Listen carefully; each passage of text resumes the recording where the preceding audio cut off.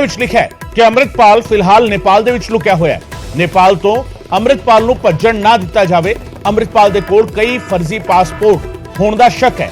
ਭਾਰਤੀ ਜਾਂ ਕਿਸੇ ਹੋਰ ਮੁਲਕ ਦੇ ਫਰਜ਼ੀ ਪਾਸਪੋਰਟ ਦੇ ਇਸਤੇਮਾਲ ਦਾ ਸ਼ੱਕ ਪ੍ਰਗਟਾਇਆ ਗਿਆ ਹੈ। ਨੇਪਾਲ ਸਰਕਾਰ ਨੂੰ ਅੰਮ੍ਰਿਤਪਾਲ ਦਾ ਹੁਲੀਆ ਤੇ ਵੇਰਵਾ ਦਿੱਤਾ ਗਿਆ ਹੈ। ਨੇਪਾਲ ਨੇ ਅੰਮ੍ਰਿਤਪਾਲ ਨੂੰ ਨਿਗਰਾਨੀ ਸੂਚੀ ਦੇ ਵਿੱਚ ਪਾਇਆ ਤੇ ਭਾਰਤ ਦੀ ਚਿੱਠੀ ਤੋਂ ਬਾਅਦ ਨੇਪਾਲ ਨੇ ਕਦਮ ਚੁੱਕਿਆ ਹੈ। ਪੰਜਾਬ ਪੁਲਿਸ ਦੀ ਟੀਮ ਵੀ ਨੇਪਾਲ ਪਹੁੰਚੀ ਹੋਈ ਹੈ। ਸੋ ਲਗਾਤਾਰ ਜਿਹੜੀ ਇੱਕ ਚਰਚਾ ਚੱਲ ਰਹੀ ਸੀ ਕਿ ਅੰਮ੍ਰਿਤਪਾਲ ਕਿੱਥੇ ਹੈ। ਅੰਮ੍ਰਿਤਪਾਲ ਨੂੰ ਲੈ ਕੇ ਜਿਹੜਾ ਖੁਲਾਸਾ ਹੁਣ ਹੋ ਰਿਹਾ ਹੈ, ਜਿਹੜਾ ਇੱਕ ਵੱਡਾ ਦਸਤਾਵੇਜ਼ ਜਿਹੜਾ ਨਿਊਜ਼ 18 ਪੰਜਾਬ ਦੇ ਕੋਲ ਹੈਗਾ ਔਰ ਤੁਹਾਨੂੰ ਦਿਖਾ ਵੀ ਰਹੇ ਹਾਂ ਉਸ ਦੀਆਂ ਤਸਵੀਰਾਂ, ਜਿਹੜੀ ਚਿੱਠੀ ਲਿਖੀ ਗਈ ਹੈ ਬਾਕਾਇਦਾ ਭਾਰਤੀ ਕੌਂਸਲਰ ਦੇ ਵੱਲੋਂ ਔਰ ਨੇਪਾਲ ਸਰਕਾਰ ਨੂੰ ਇਹ ਚਿੱਠੀ ਲਿਖੀ ਗਈ ਹੈ। ਉਸ ਚਿੱਠੀ ਦੇ ਵਿੱਚ ਇਸ ਗੱਲ ਦਾ ਜ਼ਿਕਰ ਹੈ ਕਿ ਅੰਮ੍ਰਿਤਪਾਲ ਨੇਪਾਲ ਦੇ ਵਿੱਚ ਲੁਕਿਆ ਹੋਇਆ ਹੈ। ਨੇਪਾਲ ਸਰਕਾਰ ਨੂੰ ਭਾਰਤ ਨੇ ਇਹ ਚਿੱਠੀ ਲਿਖੀ ਹੈ, ਜਿਸ ਦੇ ਵਿੱਚ ਅੰਗਰੇਜ਼ੀ ਵਿੱਚ ਲਿਖੀ ਹੋਈ ਚਿੱਠੀ 25 ਮਾਰਚ ਨੂੰ ਲਿਖੀ ਗਈ ਹੈ ਔਰ ਇਸ ਦੇ ਵਿੱਚ ਲਿਖਿਆ ਗਿਆ ਹੈ ਕਿ ਭਾਰਤੀ ਗਣਰਾਜ ਦਾ ਸਫਾਰਤਖਾਨਾ ਜਿਹੜਾ ਨੇਪਾਲ ਦੇ ਵਿੱਚ ਹੈ, ਉਹ ਨੇਪਾਲ ਸਰਕਾਰ ਦੇ ਵਿਦੇਸ਼ ਮੰਤਰਾਲੇ ਦੇ ਸਾਹਮਣੇ ਇਹ ਮੁੱਦਾ ਚੁੱਕ ਰਿਹਾ ਹੈ ਕਿ ਅੰਮ੍ਰਿਤਪਾਲ ਸਿੰਘ ਜਿਹੜਾ ਭਾਰਤੀ ਵਸਨੀਕ ਹੈ ਔਰ ਜਿਸ ਦੇ ਖਿਲਾਫ ਲੁੱਕਆਊਟ ਸਰਕੂਲਰ ਭਾਰਤ ਦੇ ਵਿੱਚ ਜਾਰੀ ਹੋ ਚੁੱਕਿਆ ਹੈ, ਉਹ ਨੇਪਾਲ ਦੇ ਰਾਹੀਂ ਭਾਰਤੀ ਪਾਸਪੋਰਟ ਜਾਂ ਕਿਸੇ ਹੋਰ ਮੁਲਕ ਦੇ ਫਰਜ਼ੀ ਪਾਸਪੋਰਟ ਦਾ ਇਸਤੇਮਾਲ ਕਰਕੇ ਭੱਜਣ ਦੀ ਕੋਸ਼ਿਸ਼ ਕਰ ਸਕਦਾ ਹੈ। ਨੇਪਾਲ ਦੇ ਰਾਹੀਂ ਬਚਣ ਦੀ ਕੋਸ਼ਿਸ਼ ਕਰ ਸਕਦਾ ਹੈ। ਅੰਮ੍ਰਿਤਪਾਲ ਸਿੰਘ ਮੌਜੂਦਾ ਤੌਰ ਦੇ ਵਿੱਚ ਨੇਪਾਲ ਦੇ ਵਿੱਚ ਲੁਕਿਆ ਹੋਇਆ ਹੈ। ਉਸ ਦੀ ਮੌਜੂਦਾ ਹੁਲੀਆ, ਸੰਭਾਵੀ ਹੁਲੀਆ ਕਿਸ ਤਰੀਕੇ ਦਾ ਹੋ ਸਕਦਾ ਹੈ ਕਿ ਜਿਹੜੇ ਭਾਰਤੀ ਪਾਸਪੋਰਟ ਜਿਹੜੇ ਉਹ ਵਰਤ ਸਕਦਾ ਹੈ, ਉਹਨਾਂ ਨੂੰ ਨੱਥੀ ਕੀਤਾ ਗਿਆ ਇਸ ਚਿੱਠੀ ਦੇ ਨਾਲ ਤੇ ਨਾਲ ਹੀ ਇਸ ਦੇ ਵਿੱਚ ਦਿੱਤਾ ਗਿਆ ਹੈ ਸੰਖੇਪ ਵੇਰਵਾ ਅੰਮ੍ਰਿਤਪਾਲ ਸਿੰਘ ਦਾ, ਜਿਸ ਦੇ ਵਿੱਚ ਉਸ ਦੀ ਉਮਰ 30 ਸਾਲ, ਉਸ ਦਾ ਰੰਗ ਸਾਫ਼ ਹੈਗਾ ਤੇ ਕੱਦ ਤਕਰੀਬਨ 6 ਫੁੱਟ ਤੇ ਇਸ ਦੇ ਨਾਲ ਹੀ ਇੱਕ ਅਪੀਲ ਕੀਤੀ ਗਈ ਹੈ ਕਿ ਨੇਪਾਲ ਦਾ ਵਿਦੇਸ਼ ਮੰਤਰਾਲਾ ਅੰਮ੍ਰਿਤਪਾਲ ਨੂੰ ਨੇਪਾਲ ਦੇ ਰਾਹੀਂ ਕਿਸੇ ਹੋਰ ਤੀਜੇ ਮੁਲਕ ਜਾਣ ਦੀ ਇਜਾਜ਼ਤ ਨਾ ਦੇਵੇ ਔਰ ਅੰਮ੍ਰਿਤਪਾਲ ਨੂੰ ਗ੍ਰਿਫਤਾਰ ਕਰ ਲਵੇ ਜੇਕਰ ਉਹ ਨੇਪਾਲ ਤੋਂ ਭੱਜਣ ਦੀ ਕੋਸ਼ਿਸ਼ ਕਰਦਾ ਹੈ। ਭਾਰਤੀ ਪਾਸਪੋਰਟ ਜਾਂ ਫਿਰ ਕਿਸੇ ਹੋਰ ਫਰਜ਼ੀ ਪਾਸਪੋਰਟ ਦੇ ਰਾਹੀਂ ਇਸ ਮਿਸ਼ਨ ਦੇ ਵਿੱਚ ਉਸ ਨੂੰ ਗ੍ਰਿਫਤਾਰ ਕੀਤਾ ਜਾਵੇ। ਇਸ ਦੇ ਨਾਲ ਹੀ ਇਹ ਲਿਖਿਆ ਗਿਆ ਹੈ ਕਿ ਇਹ ਪੂਰੇ ਦੀ ਪੂਰੀ ਤਸਵੀਰ ਜਿਹੜੀ ਹੈ, ਇਸ ਨੂੰ ਸਭ ਤੋਂ ਜ਼ਿਆਦਾ ਇਸ ਪੂਰੇ ਮਸਲੇ ਨੂੰ ਪੂਰੀ ਇਹ ਕਿਹਾ ਜਾਵੇ ਕਿ ਪਹਿਲ ਦੇ ਆਧਾਰ ਤੇ ਇਸ ਮਸਲੇ ਨੂੰ ਸਾਹਮਣੇ ਰੱਖਦੇ ਹੋਏ ਇਸ ਤੇ ਕਾਰਵਾਈ ਕੀਤੀ ਜਾਵੇ। शैलेंद्र वांगू मेरे सहयोगी मेरे नाल मौजूद ने, उन्होंने नाल गल करते हैं। शैलेंद्र, चिट्ठी लिख दी गई है अब तो बाकायदा भारतीय हाई कमीशन की तरफ से, भारतीय एम्बेसी की तरफ से, और ये लिख दिया गया है भारतीय दूतावास की तरफ से नेपाल सरकार को कि अमृतपाल अब नेपाल में है। क्या अब ये मान लिया जाए कि भारत में जो उसकी तलाश चल रही थी अब उस पर विराम और अब नेपाल की तरफ नजरें? देखिए, ये गगन चिट्ठी लिखी गई है 25 मार्च को और इस चिट्ठी में कहा गया है कि अमृतपाल नेपाल में छुपा हुआ है। हालांकि हम ये देख पा रहे हैं कि पिछले कुछ हफ्ते भर से हम देख रहे हैं कि लगातार अमृतपाल की जो लोकेशन है वो बदल रही है। पुलिस लगातार पीछा कर रही है। दिल्ली में भी तलाशी की गई थी, लेकिन अभी तक अमृतपाल पकड़ में नहीं आया है। ऐसे में ये हर कोई जानता है कि नेपाल के साथ भारत की जो सीमा है वो ओपन है, कोई भी आराम से ट्रेवल कर सकता है। तो ये एक पॉसिबल रूट है जिसके जरिए अमृतपाल देश छोड़कर भाग सकता है। इसीलिए भारत सरकार की तरफ से, भारतीय दूतावास की तरफ से चिट्ठी लिखी गई है नेपाल विदेश मंत्रालय को और उसमें ये कहा गया है कि जो इंडियन पासपोर्ट या किसी फेक पासपोर्ट पर भी अमृतपाल सिंह नेपाल के रास्ते किसी तीसरे मुल्क भाग सकता है। तो ऐसे में कदम उठाए जाना चाहिए नेपाल सरकार की तरफ से ताकि उसको पकड़ा जा सके और ये मुमकिन ये इंश्योर किया जाए कि वो देश छोड़कर, नेपाल छोड़ के किसी तीसरे मुल्क का रुख ना करे।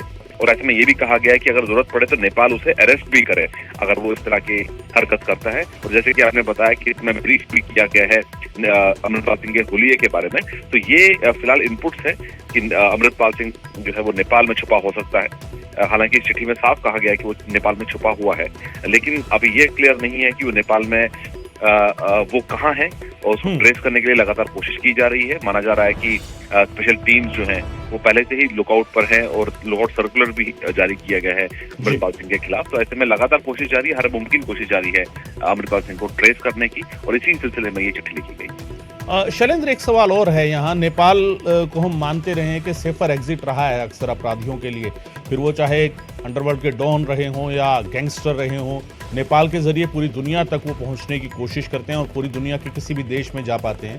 ऐसे में 25 तारीख को ये चिट्ठी लिखी गई है, आज 28 तारीख हो चुकी है, 3 दिन पहले ही बीत चुके हैं। नेपाल से आगे की क्या संभावनाएं रह जाती हैं? नेपाल से अगर अमृतपाल निकलता है तो कहां जा सकता है, एक, और दूसरा फिर क्या संभावनाएं रह जाएंगी अगर नेपाल से अमृतपाल निकल गया? भारत सरकार के सामने क्या संभावनाएं रहेंगी? देखिए, सबसे अहम बात जैसा आपने बताया कि नेपाल और भारत की जो सीमा है वो ओपन है, कोई भी आ जा सकता है। हालांकि अगर आप नेपाल से आगे अगर कोई ट्रैवल करना चाहे तो उसके लिए पासपोर्ट जरूरी है। नेपाल से अगर तीसरे मुल्क की तरफ जाना चाहे, लेकिन क्योंकि नेपाल एक मुल्क है, नेपाल एक अलग कंट्री है और वहां पर इंटरनेशनल एयरपोर्ट है, तो वहां से दुनिया भर की फ्लाइट्स जाती हैं दुनिया के अलग अलग देशों में। तो ऐसे में ये कह पाना मुश्किल होगा कि अगर अमृतपाल नेपाल से आगे निकलता है तो कहाँ जाएगा, ये अभी साफ नहीं है।